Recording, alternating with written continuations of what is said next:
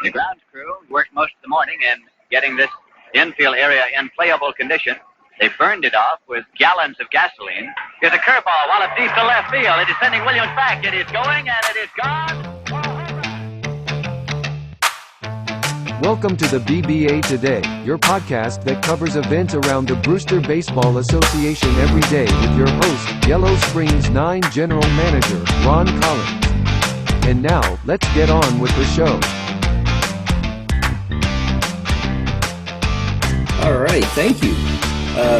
Welcome to the first ever edition of the BBA Today. This is a special, fun little project that we're starting to cook up. Going to attempt to do and see if we can succeed at a brief podcast every day with one of our fantastic GMs throughout either the BBA or the UMEBA. And we will just sit down with folks and have a little talk about their team and anything else going around the league that they want to chat about. I am so excited to have as my first guest ever in the BBA Today, Stephen Lane from the Long Beach Surfers. Thank you, Stephen, and welcome aboard here today. Thank you, Ron. Thanks for having me. It's good to be here. I'm excited about this new daily podcast. Well, we'll see if it doesn't drive us completely batty. But you are the exalted one. You are number one in the seat. So thanks. Your surfers were not necessarily expected to do spectacularly, if I recall the media guide and some of the previews going on. They seem to be living up to that at 9-15 this year so far. What are your thoughts? What's going on in Long Beach? Yeah, the last year's media guide, even 2041, was a year ahead of me, pegging us to drop under 500. And this year, I think you guys are. You guys, as in the prognosticators, are spot on. We kind of hit our peak a couple years ago, or at least I could say the end of this current good version. We're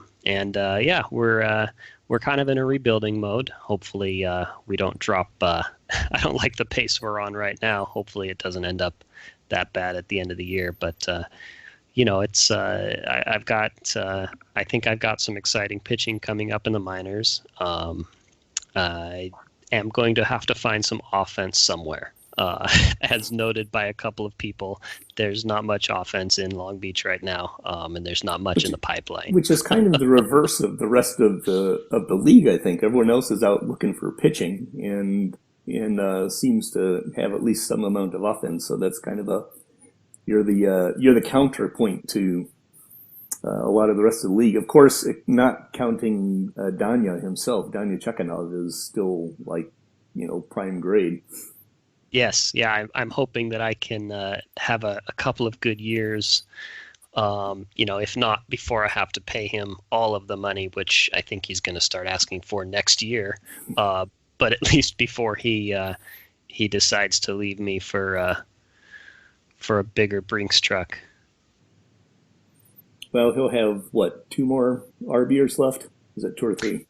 Yeah, I think he'll have 2 or 3. 2 more. 2 more after this year. So how is that baking into the surfer plan going forward? Clearly this year is going to be a bit of a struggle, but what's on Stephen Lane's mind that he can talk to Long Beach fans about 2043 and beyond? Is Danya going to be around? Is he a trade chip? What are the thoughts? He was considered, to be traded last year, but I think at this time he's just not too good of a talent. Yeah, he's just too good of a talent to move. So the Surfers still have the cash flow to pay him for the foreseeable future. There's some young arms coming up to keep the overall cost of the rotation down, and we should have some money left over to buy some bats, which, as you said, given the current environment, hopefully offense is going to come along a little bit cheaper for the next few years. There you go. Who are your most exciting pitchers coming up? What should people be expecting and thinking about from Long Beach?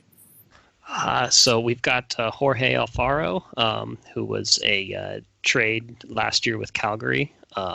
He should be a nice mid-rotation piece. He saw a few starts this year already, as after Jimmy Greenwood went down with an injury. And then we've got a couple of other guys that I'm really excited about. They're my first starting pitcher conversions, and that's Ernesto Delgado and Matthew Valette. They're both in AAA right now. Delgado is getting very close to the majors. Valette has a little bit of work to do, but hopefully by next year he's ready. And that's, that's along with Danya. That's four out of 5 that I need for a rotation. So that's where we're at. It's looking pretty good on that, on the rotation side. Yeah, I think that's exciting. And I've been wondering exactly how you were going to go about. I've been very much interested in both Delgado and Valette as both as conversions, and Valette also as a guy who's a low stuff guy right this minute. Even if he doesn't roll into his full stuff, he should still be interesting with the movement and control up there. I've got a couple of guys who are kind of lowish stuff movement control guys coming through my organization. So I'm looking at Valette as kind of the canary in the coal mine. I want to see how he does. Yeah. There's probably going to come a time where he may have to be up in the big leagues, even if he doesn't feel that. There you go. Well, now this year's draft has been rolling along, and one of the conversations that has sprouted up on Slack an awful lot is that there are more than the normal amount of well-developed players already. So guys who might be able to step into the majors right away. Has that affected your drafting thought pattern here this year? Or what do you think about your draft so far as a Long Beach guy? Well, it's been, I think 2026 or 2027 was my first draft, and this is absolutely the class with the most developed prospects that I've ever seen.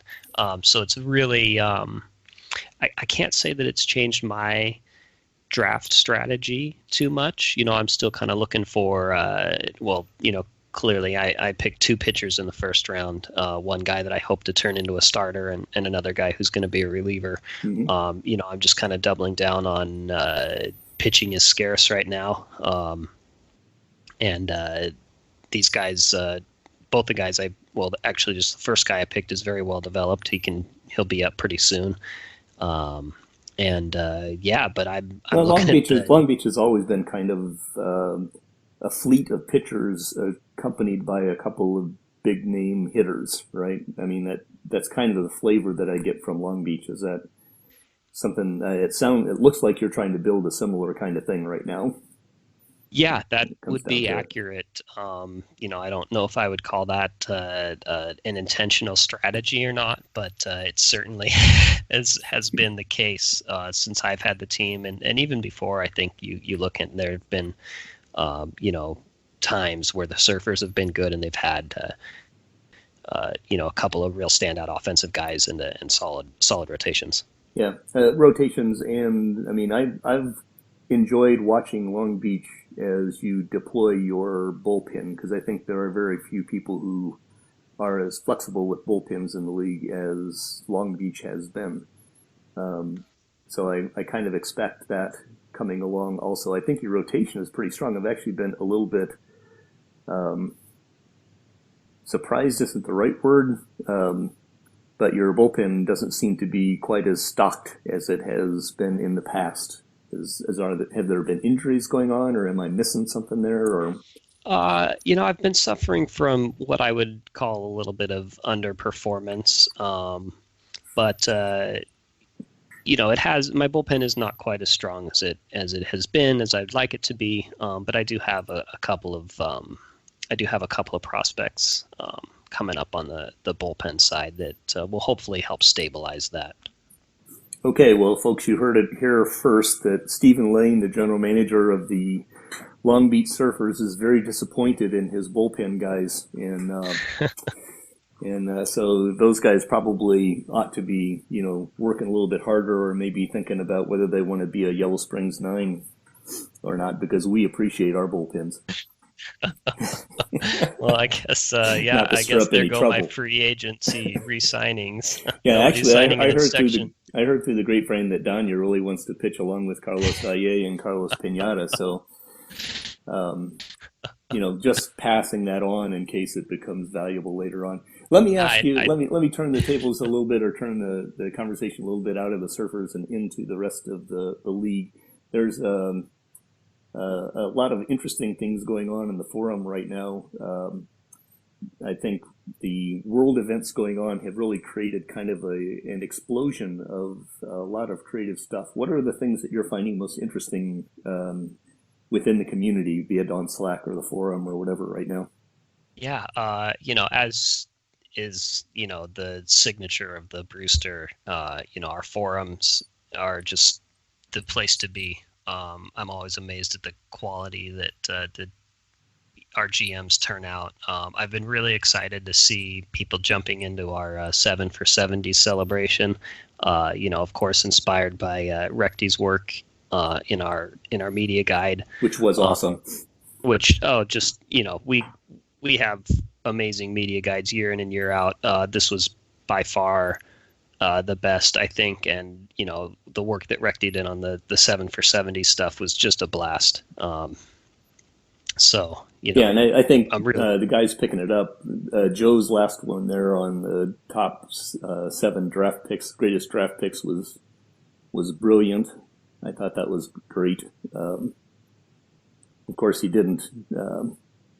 Only included a couple of mine as runners up or barely even commented on. So yeah, well, I didn't have any picks in there either. So I have not quite yet reached the peak of drafting according to Joe. So there you go. But I really liked what Shoeless did with his Camacho article. A lot of fun there. And Mike's little viz there showing, actually what I thought the most interesting thing about his, 7 guys that were quickest to whatever home runs and stolen bases. I don't remember the numbers, but they're mostly modern guys, which really kind of shows how the game has changed inside the BBA, right, from era to era. When you suddenly see a group of 4 or 5 guys that are putting up home runs and speed numbers, that kind of shows some interesting and fun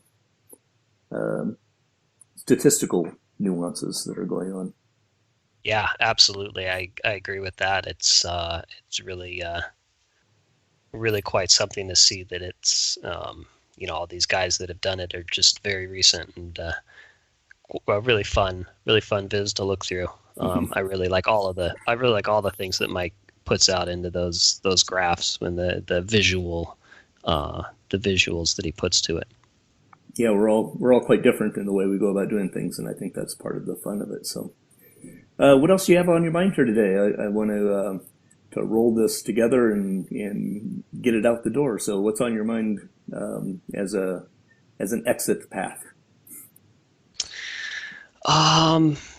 Gosh, I just I'm excited to see all of the chatter that we're having in Slack. I know that I was always kind of torn between conversations on Slack and conversations on the forum, but especially in these days, like you mentioned, most of us are at home, and it's just really great to have the BBA to turn to.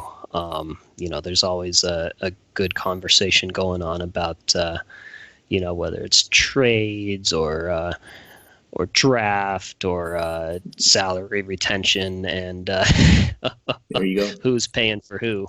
Yeah, it's always something you can learn. You can learn a lot from everyone around here, so that's pretty great. Absolutely, yeah. There's been, you say that there's been a lot of chatter about starting pitcher and relief pitcher conversions, and I just like that we're all kind of willing to help each other out, and we're not hoarding any secrets, at least not all of the secrets. That's right. When we're wrong together. Exactly. Well, on that note, I should probably let you go, Stephen. I appreciate you taking a quick few minutes out of your day to join me, and good luck going forward with the Surfers. Thank you, Ron. I appreciate it. Good luck to your 9, and good luck with the podcasting. You've been listening to the BBA Today, a podcast that covers the Brewster Baseball Association every day. Music is Bold Statement, available at FesleyandStudios.com and used with attribution. Be safe and well, and we will hear you again tomorrow.